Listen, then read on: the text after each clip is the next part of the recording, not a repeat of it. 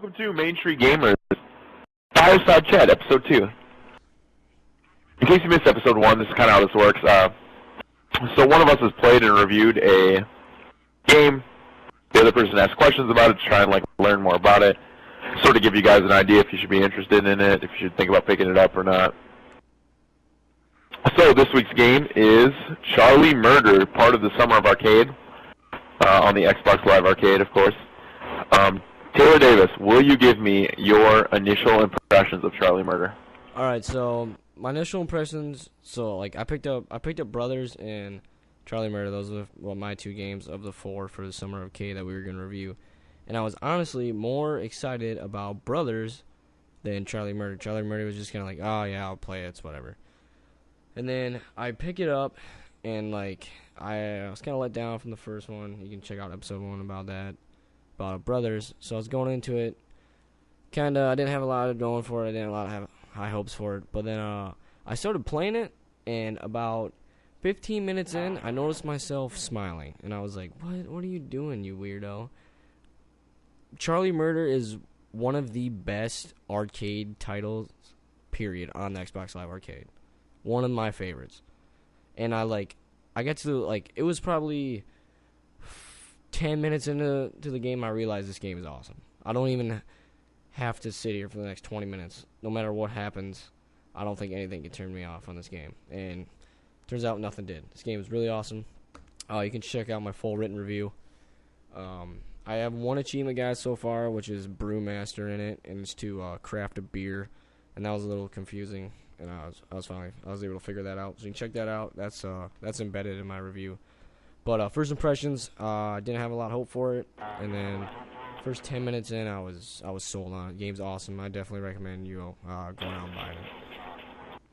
So can you explain the basic sort of premise of the game? So the game is a 2D beat 'em up, kind of like Castle Crashers. That's the biggest comparison to it. Side scrolling, you clear all the enemies in front of you on the stage, and then you're able to move to the right to the next stage, and it consists of, so it's set in a demon apocalypse type of world, and you are one of the 5 members of the Charlie Murder band. And so each character is a different class / musician. So I played as Charlie Murder, and he's the lead singer of the band. So and he's also a berserker, is his class it was called. And basically each different character, each different class has their own unique ability, and his unique ability is he screams into his microphone, which creates a sound wave blasting back his enemies. And okay, so you compared it to Castle Crashers. Yep. So if you like Castle Crashers, you're probably going to like this game, but what if you didn't like Castle Crashers? Is there anything else about it that would make you like this one over Castle Crashers? If you didn't like Castle Crashers, most likely you didn't like it because of the monotonous, just melee button smashing. Charlie Murder, the world it's set in and the art style really takes you away from it. Most of the time I'm just smashing X, but it's not. I feel there's so much other stuff going on in the game that if you didn't like Castle Crashers, because of that, I definitely recommend checking this game out. And you don't have to be a fan of 2D beat 'em up, because this game has so much to offer. There are actual guns in the game that you can just pick up, and so you can just hoard a shotgun the whole time and just blow all your enemies away if you want. And there's all kinds of melee weapons. Aside from the core 2D beat 'em up gameplay, is there any other mini games or other stuff thrown in? Mini games. There's a couple hidden areas, a couple hidden bosses that you can miss. Most of it is just fighting, but what you can do, so it has a lot of RPG elements in the game. So each class has a different ability, and then one of the most unique things about this game, and I absolutely love it for it, is the leveling system. And after a while, for the first couple 4 or 5 levels, I didn't realize how I was leveling. And how it works is you start with you get a smartphone in the game, which kind of acts like an in-game menu. And what happens is there's this thing called Squidulous is what is like the app on the phone. It's called. It's basically like Twitter in real life. And what happens is, as you defeat more enemies and you do cool stuff, you gain more followers. And once you gain a certain amount of followers, you gain a level. It's one of the coolest leveling systems I've ever seen in a video game. It's awesome. Yeah, that's sort of a very clever way to do that. And that's what I love about these arcade games is we're always seeing like some sort of like new creative innovation. And I mean, it's really just a normal RPG leveling system, but to put that like face on it is a very clever way to handle that. And that's one of the things that stood out to me about your review, is how like wonderful you thought the leveling system was, because it really probably wasn't that hard to implement. But I really like when game designers go like this extra step to add like something special or creative or clever like in that. And like it works on existing elements already. It works so well like in this world too, because like if you think about it, like what else? How else would like a Rockstar level? I mean, I guess it's like your fame. Like as you become more popular, I guess you like could level up in real life. I mean, if there was just like a boring experience bar, it would kind of take away from the world in the game. But like just with like the Twitter app, basically, you gain more followers for doing cool stuff, and you level up is really cool. And then another thing on the phone is you get emails, which are kind of like in-game like pop-ups. Like as you like beat a boss, the main bad guy will send you an email saying, "Oh, don't even try coming any further." And that's really cool because that's a really cool spin on the way to do it, instead of being like a little like cutscene here and there is talking about, "Oh, I'm the bad boss. I'm gonna kill you if you keep coming." So that's really cool. And then like they also send you emails about just like random like in-game tips and stuff if you don't know what's going on, or when something new it gets introduced into the game, they'll send you an email.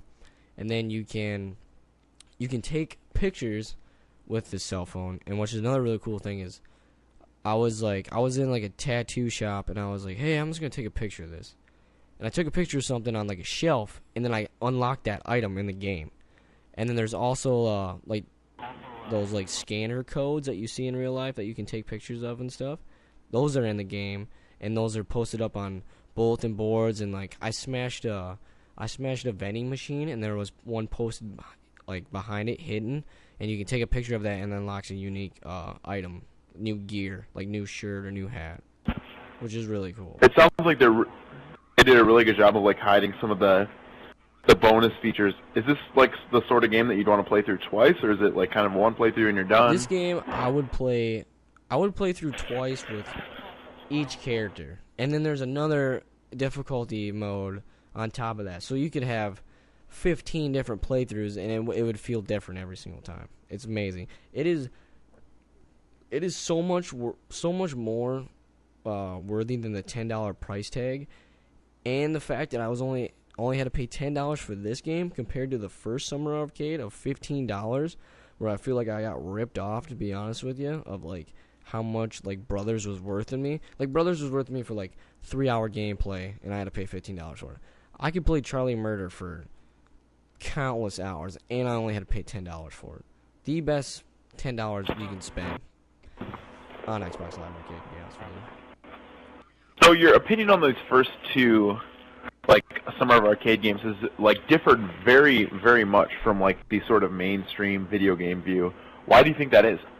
I think it's because, like, I'm a gamer, and when it comes to reviewing, I'm reviewing for like what a gamer wants from a game specifically, and like I don't work for a company right now that we have an endless budget where we can just spend all the money we want. So like the money I do spend is like my own hard-earned money, and I really want to get the most out of it, I guess. So like I guess that's a factor, because like I understand some reviews, people understand like how much time and money goes into developing a game, and I understand that.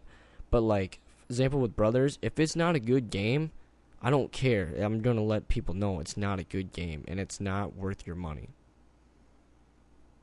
I think that's a really fair point. Like, sort of the mainstream video game culture like seems to almost take into account like how much was spent on development, like who was attached. Whereas we're kind of like I say like grassroots, but like we don't really take in. We're just like, is it fun? Is it not fun? Like, is it worth your money? Is it worth your time? And I think this was a very like sort of good example of how like the mainstream video game media was like, oh, this game is like sort of like a push aside, but like you found it a lot of fun and it was worth your money, and like and other gamers are gonna feel that way too. I feel like this is. Do you think? Sorry, go ahead. Go ahead. No, you're fine. Go ahead. I honestly feel like this is gonna be one of the bigger underrated games, possibly ever, because a lot of people are just kind of throwing it to the side because it's like, oh, it's a summer of arcade, 2D beat 'em up, blah blah blah. Been there, done that. But it's really not. It does a really lot of creative, fresh spins on such a. Do you think the sort of like overproduction of the 2D beat 'em up has hurt this game? No, not at all. Like, most of the time you forget you're playing a 2D beat 'em up, to be honest with you. I never once felt like, oh, here we go again, another wave of enemies, because it's like every wave's new. There's different types of enemies. There's different ways of going about it. And then if you're playing with more people online, there's like different interactions with different classes you can do. So like there's a point where we were playing with I was playing with I don't remember what class it was. It was like a tall, skinny dude. I think he played guitar or bass. I can't remember what his class name was. Oh, he was the mage. I was playing with a mage, and there's an option to hit both triggers when two classes are near each other to team up. And this mage turned into this four-legged beast thing, and I was on top of it, and I was able to use my unique ability while on top of him. So we were romping around. I was screaming my vocals out, and we were just killing just endless amount of zombies. And it's really a fresh way to play the game. What did you think about the online experience of the game? I tried playing online once, and we managed to get. We didn't wait. The host didn't wait for a fourth player, so it was just three of us. And it's hard to tell if it was a lag issue or not. I just think it was like people were just doing other things certain times where they would just stand there, and we would just be like, all right, let's move on. But he was either on his phone, like in the game, or doing something else, like outside of the game. So, but like when we're in battle, it's really easy to not get lost. Like in Castle Crashers, you're the same character, just a different color, and there's just like so much stuff going on screen. Most of the time, I'm trying to play as a different character. But these characters are so unique in Charlie Murder that there's never once that I got lost. And it helped that none of us were playing as the same character. But it was really easy. But overall, it was an enjoyable experience. And like, there's things you can do to each other. Like if somebody's on their phone, you can like throw a tire at them, and then it'll interrupt what they're doing if they're just standing there taking up your time. And there was one point where the three of us were just screwing around after we beat a boss, and the big guy, he was the drummer playing with me. He picked me up and threw me off a cliff, and I died. Like fell to oblivion, and he killed me. And I was like, "What was that for, dude? Like, come on, we're just messing around, and you just gotta take us to the next level and kill me." And there's no. So it sounds like there's a lot of opportunities to interact with the people you're playing with, and I really like that in co-op games because I mean, when we play co-op games, like one of us gets distracted or something, and it's kind of nice to be like. Have like a funny, clever way in the game to be like, hey man, like let's do this. Like don't, you know. And it's not like overpowering because like he could pick me up, but if I hit X in time, I could kick him in the face, and then he would go flying, and then I would be fine. So that sounds like the perfect sort of way to handle that. But it sounds like if you had like one criticism of this game, you would say that the transition between like the phone and the game like could have been a little more seamless. No. The transition with the phone is completely seamless because what happens is you hit a button on the D-pad and that pulls up the different menus, and it's kind of like the GTA 4 style where the phone pops up on your screen, but it's a more zoomed in version of it, and then you can hit the different directional buttons which allow you to do different things. So like you hit like left or whatever. So what was your biggest criticism of this game? My biggest criticism, I guess, would be the loot drop isn't unique. So like, if something drops and one person can pick it up, I guess. I mean, that's a big one. That's kind of annoying, but also times it's good because if you're playing with someone who's gonna like.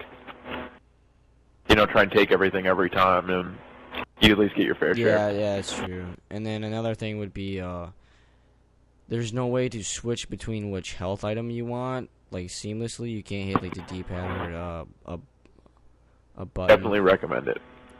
So you have to, like... What sort of is your your final takeaway from this game? My final takeaway of this game is it's definitely one of the best Xbox Live Arcade titles, period. It's a classic 2D beat 'em up, but it never feels like a monotonous 2D beat 'em up. It's really unique, and it's got a lot of refreshing takes on the 2D beat 'em up world. And there's a lot going on for it. It's a great game. Yeah, I really liked sort of the art direction and style they took with this game, and I definitely think that everybody should check it out, especially giving Taylor's just glowing review. This has been Main Street Gamers Fireside Chat Episode 2, Charlie Murder. Thanks for listening.